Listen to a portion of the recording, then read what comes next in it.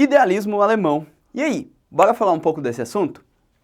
Lá no Iluminismo, a gente vai ter o surgimento dessa corrente de pensamento inaugurada pelo ilustre filósofo Immanuel Kant.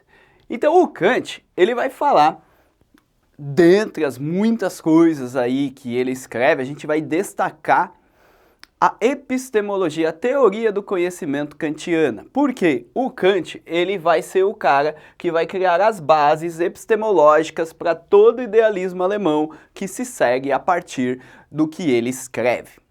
Em outras palavras, ele vai tratar da questão como eu conheço o mundo, ou seja, como é que eu consigo adquirir, como é que eu consigo entender esse conhecimento, como é que esse conhecimento chega a mim. E a gente vai definir aqui, ó, dois conceitos, o fenômeno e o númeno. Rapidamente, fenômeno é aquilo que a gente consegue observar. É a partir do fenômeno que eu entendo o mundo. Já o númeno, ele é a coisa em si. Para Kant, é impossível eu conhecer os números, ou seja, a coisa em si. O que eu conheço é a experiência que a coisa traz para mim, ou seja, o que eu conheço é o fenômeno. E aí, esse lance kantiano, que é muito mais complexo que isso, porque envolve categorias a priori, categorias a posteriori, conceitos universais como tempo e espaço, né? Então toda essa parada kantiana vai inspirar uma galera a partir da ideia kantiana, desenvolver outras perspectivas. E aí eu trago alguns nomes para você. Se liga só, a gente começa com o Fichte, que vai falar o seguinte, ele articula três conceitos, realidade, consciência e sujeito. Fichte vai falar que eu consigo sim conhecer a realidade, mas a própria interação que o sujeito tem com essa realidade, ou seja, a consciência que um sujeito produz sobre essa realidade, gera por si uma outra realidade. Em outras palavras, eu vivendo no mundo acabo criando o próprio mundo. Então, eu não me limito a essa visão puramente kantiana, eu vou além, eu vou falar que a própria interação minha com a realidade está gerando outras coisas. Então, de maneira geral, a teoria de Fichte se resume a isso. Para além dele, eu tenho o Schelling, que vai falar de uma realidade absoluta. Então, para além daquilo que eu consigo ver, para além da coisa em si, para além de tudo isso, para ele existe uma realidade absoluta que consegue aí concatenar, consegue juntar todos esses elementos.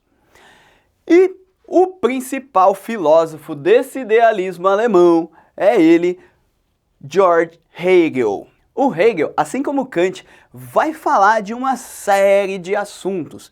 Tanto o Hegel quanto o Kant são dois filósofos muito importantes dentro da história da filosofia que, inclusive, influenciam a própria noção de história. Por quê? Antes desses caras, a história se via enquanto disciplina de uma maneira. A partir desses caras, a história vai se ver de outra maneira. Vai nascer com esses malucos a filosofia da história. É uma outra abordagem ao próprio conceito de história. Mas voltando para a nossa ideia aqui, para a filosofia, o Hegel vai entender a realidade enquanto um processo, ou seja, a realidade ela não é uma coisa simples e estática, ela é uma coisa que está sempre mudando e é uma coisa muito complexa.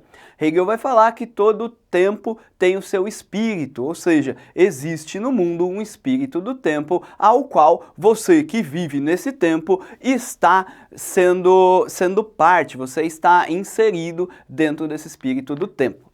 Na visão hegeliana, a gente vai destacar o conceito de dialética, porque para o Hegel existe um devir, existe um movimento da nossa realidade, que se dá a partir de um processo dialético. Explicado de maneira resumida, a ideia da dialética é a seguinte: eu tenho uma tese e o mundo vai produzir uma antítese para essa tese. A antítese, quando se choca com a tese, vai gerar um movimento ao qual a gente vai chamar de síntese. Síntese é o movimento da antítese com a tese que vai gerar por si uma nova tese. E aí a gente tem esse movimento espiralado na visão hegeliana, pela qual o mundo vai se fazer mundo, pela qual a realidade vai se dar. Então, de maneira resumida, a gente vai ter o Kant dando as bases epistemológicas para todo o idealismo alemão, uma galera discutindo o Kant, e aí, por fim, a gente vai ter como destaque o Hegel, que vai se opor ao próprio Kant em vários aspectos. E aí a gente vai ter uma reestruturação das preocupações ontológicas dessa época. Em outras palavras, a gente vai ter uma concepção de sujeito novo, uma concepção do próprio ser diferente do que a gente tinha pré-iluminismo. Então, do Kant até o Hegel, a gente criou das bases epistemológicas para o alicerçamento de uma realidade até as preocupações ontológicas para fundamentar um sujeito. Eu vou ficando por aqui, não esquece de se inscrever no canal e tchau!